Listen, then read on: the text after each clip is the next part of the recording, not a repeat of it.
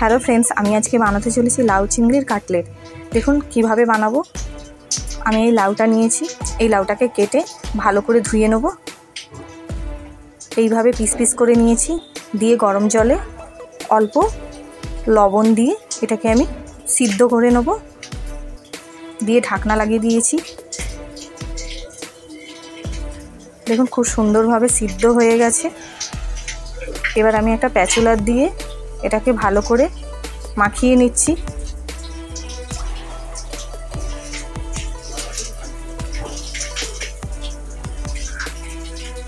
দেখুন খুব সুন্দরভাবে মাখানো হয়ে গেছে।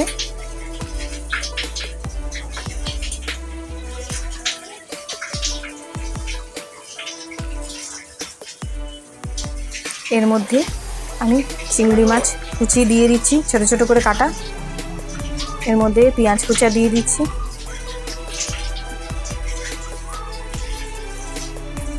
আদা রসুন ছোট ছোট করে কেটে রেখেছিলাম দিয়ে দিচ্ছি। এর মধ্যে কাঁচা লঙ্কা কুচি দিয়ে দিচ্ছি, চিলি ফ্লেক্সটা দিয়ে দিলাম, অল্প হলুদ দিয়ে দিচ্ছি, অল্প লবণ দিয়ে দেবো, গোলমরিচের গুঁড়ো দিয়ে দিচ্ছি,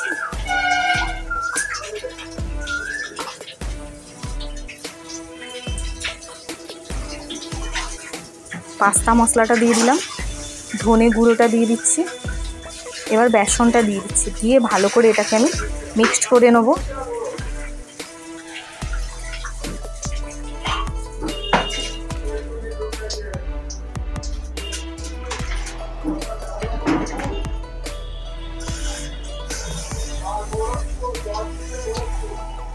এবার আমি ব্রেড ক্রাম্বসটা নিয়েছি, এইভাবে আমি হাতে লম্বা লম্বা করে এই ব্রেড ক্রাম্বসের মধ্যে মাখিয়ে নিচ্ছি। দেখুন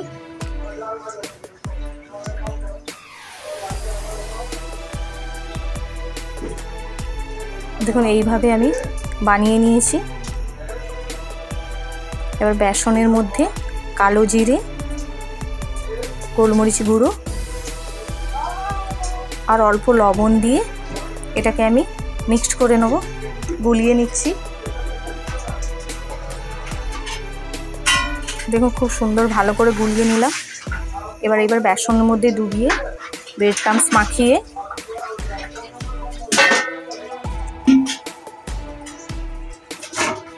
আবার বেসনের মধ্যে ডুবিয়ে এটাকে আমি তেলের মধ্যে ছেড়ে দিচ্ছি। সেম প্রসেসে আমি বেসনের মধ্যে ডুবিয়ে ব্রেড ক্রাম্বস মাখিয়ে আবার বেসনের মধ্যে ডুবিয়ে আমি এটাকে তেলের মধ্যে ছেড়ে দেবো।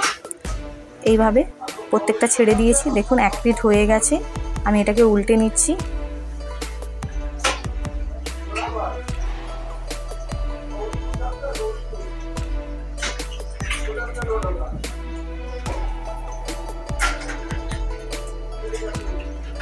দেখুন এক পিঠ করে হয়ে গেছে, আমি এটাকে নামিয়ে নেব। আমার ভাজা কমপ্লিট। আমার এই লাউ চিংড়ির কাটলেটটা রেসিপিটা যদি ভালো লেগে থাকে আমার চ্যানেলটাকে লাইক করবেন, সাবস্ক্রাইব করবেন আর পাশে থাকা বেল আইকনটা টিপে কমেন্ট করে দেবেন এই আমার লাউ চিংড়ির কাটলেট রেসিপিটা কেমন হয়েছে খেতে। ধন্যবাদ।